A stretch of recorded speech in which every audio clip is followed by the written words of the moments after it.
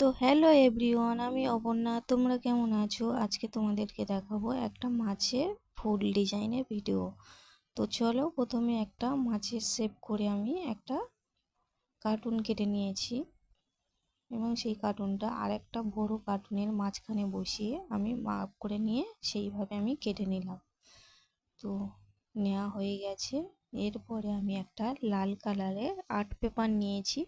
তারপরে আর্ট পেপারটা আমি একটু মুড়ে নিলাম, নিয়ে একটা কৌটোর ঢাকনা নেব। নিয়ে আমি ওই আর্ট পেপারের ওপর বসিয়ে গোল শেপ করে দাগ করে নেব পেন্সিল দিয়ে।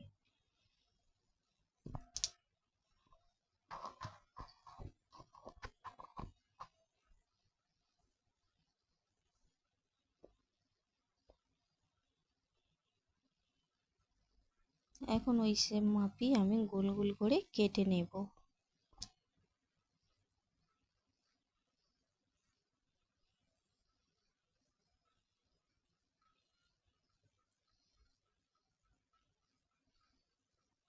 তো এইভাবে আমি আর একটা আর্ট পেপার অন্য কালারে, অরেঞ্জ কালার বা কমলা কালারের আর্ট পেপার নিয়েছি এবং সেটা নিয়ে আমি ওই একইভাবে গোল গোল করে দাগ করে নিলাম, নিয়ে একইভাবে আমি কেটে নেব।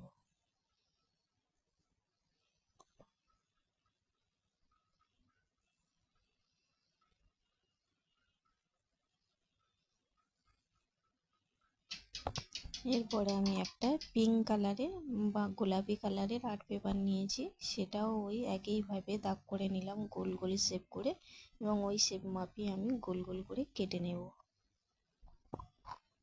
এরপরে আমি একটা হলুদ কালারের আর্ট পেপার নিয়েছি, সেটাও গোল শেপ করে নিয়েছি এবং ওই গোল শেপ মাপিয়ে আমি কেটে নেব। এরপরে আমি একটা নীল কালারের আর্ট পেপার নিয়েছি, সেটাও আমি ওই গোল শেপ করে নিলাম। নেওয়ার পরে ওটাও আমি গোল গোল করে কেটে নেব।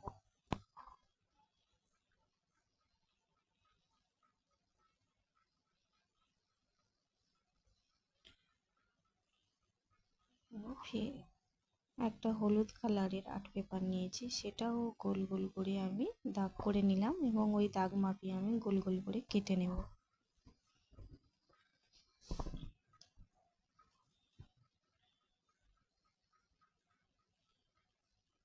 তো এইভাবে আমার সবগুলো কাটা হয়ে গেছে।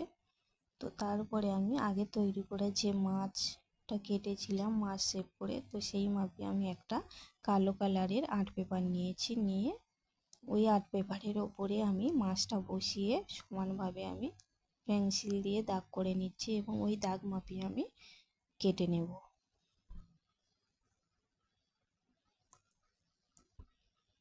তো আস্তে আস্তে করে এইভাবে আমি দাগ করে নিচ্ছি, নিয়ে এইভাবে এবারে আমি কেটে নেব ওই মাপি। তো নেওয়ার পরে ফিরে ওই মাছটা আগে তৈরি সেই মাছটা আমি আটা দিয়ে দিয়ে ওই কালো পেপারটা আমি বসিয়ে দেবো ওই মাছের উপরে। তো এরপরে আমি যে আগে তৈরি করে রেখেছিলাম গোল গোল শেপ করে যে কাটা কাগজগুলো বা পেপারগুলো, সেগুলো আমি তৈরি করে নিলাম, একটা কোণ কেটে আর একটা কোণে মুড়ে দিলাম। এরপরে মাছটা নিলাম, নিয়ে ওই মাছের ওপরে আমি সুন্দর করে করে ওই গোল গোল শেপ করে কাটা পেপারগুলো আমি সুন্দর করে করে বসিয়ে দেব।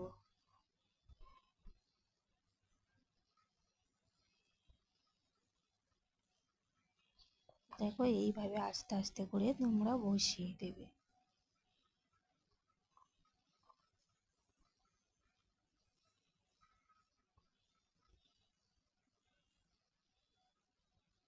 আস্তে আস্তে করে সুন্দর করে করে আমি বসিয়ে দিচ্ছি, তোমরা দেখো।